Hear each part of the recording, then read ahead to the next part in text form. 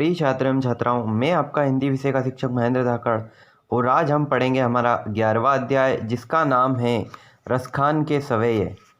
रसखान का जन्म सन 1548 में माना जाता है। उनका मूल नाम सैयद इब्राहिम था और वे दिल्ली के आसपास के रहने वाले थे। सन 1628 के लगभग उनकी मृत्यु हुई। सुजान रसखान और प्रेम वाटिका उनकी उपलब्ध कृतियाँ हैं। रसखान रचनावली के नाम से उनकी रचनाओं का संग्रह मिलता है। उनके काव्य में कृष्ण की रूप माधुरी, ब्रज महिमा, राधा कृष्ण की प्रेम लीलाओं का मनोहर वर्णन मिलता है। अब हम हमारा अध्याय सवेये को समझेंगे। मानुष हो तो वही रस खानी, बसो ब्रज गोकुल के ग्वारन। जो पशु हो तो कहाँ बस मेरो, चरो नित नंद की धेनु मंझारन।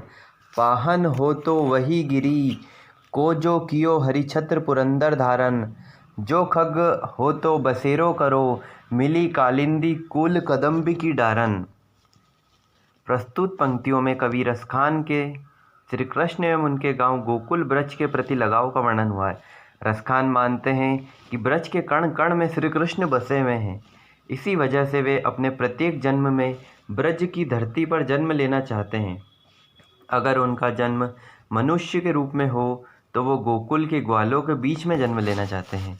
पशु के रूप में जन्म लेने पर वे गोकुल की गायों के साथ घूमना फिरना चाहते हैं। अगर वो पत्थर भी बने तो उसी गोवर्धन पर्वत का पत्थर बनना चाहते हैं, जिसे श्री कृष्ण ने इंद्र के प्रकोप से गोकुलवासियों को बचाने के लिए अपनी उंगली पर उठाया था।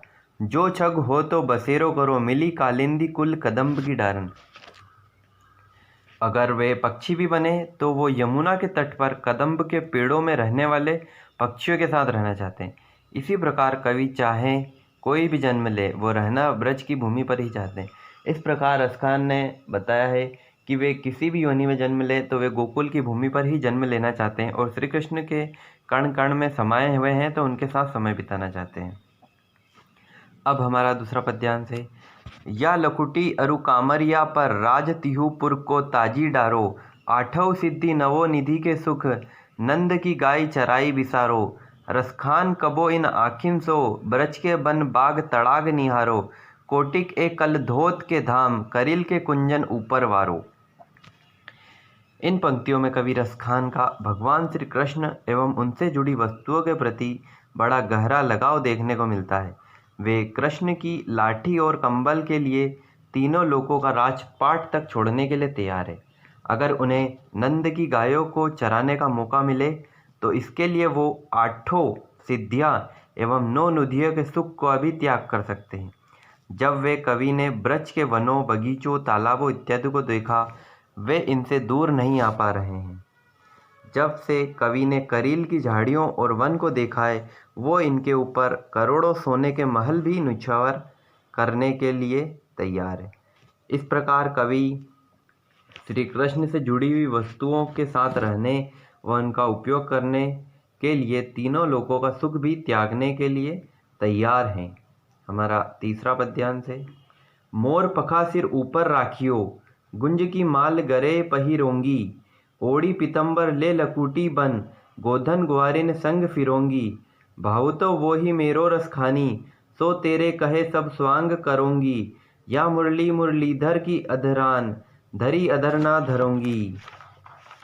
इस प्रकार कृष्ण से अपार प्रेम करने वाली गोपियों के बारे में बताया है, जो एक दूसरे से बात करते हुए कह रही है कि वो कान्हा द्वारा उपयोग की जाने वाली वस्तुओं की मदद से कान्हा का रूप धारण कर सकती है, मगर वो कृष्ण की मुरली को धारण नहीं करेगी।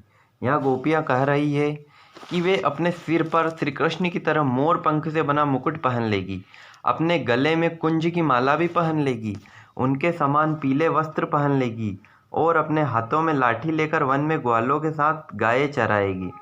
गोपी कह रही है कि कृष्ण हमारे मन को बहुत भाते हैं, इसलिए मैं तुम्हारे कहने पर यह सब कर लूँगी, मगर मुझे कृष्ण के होठों पर लगी अर्थात रखी हुई मुरली अपने होठों से लगाने के लिए मत बोलना, क्योंकि इस मुरली की वजह से कृष्ण हमसे दूर हुए हैं।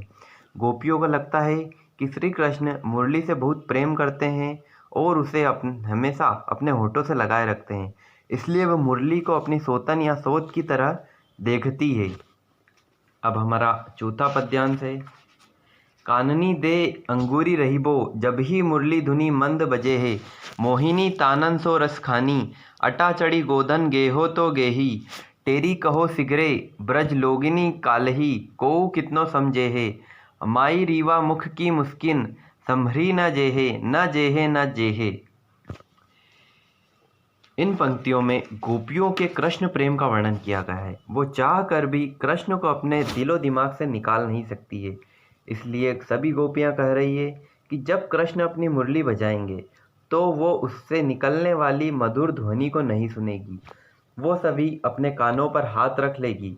उनका मानना है कि भले ही कृष्ण किसी महल पर चढ़कर अपनी मुरली की मधुर तान क्यों न बजाए और गीत ही क्यों न गाए, जब तक वो उसे नहीं सुनेगी तब तक उन पर मधुर तानों का कोई असर नहीं होने वाला है।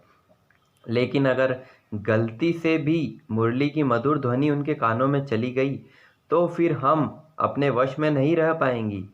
फिर चाहे हम कोई कितना भी समझाए, हम कुछ भी समझ नहीं पाएंगी। गोपियों के अनुसार कृष्ण की मुस्कान इतनी प्यारी लगती है कि उसे देखकर कोई भी उनके वश में आए बिना नहीं रह सकता। इसी कारणवश गोपियाँ कह रही है कि श्री कृष्ण का मोहक मुख देखकर उनसे खुद को बिल्कुल भी संभाला नहीं जाएगा। वो सारी लाज शर्म छोड़कर श्री कृष्ण की ओर खींची चली जाएगी।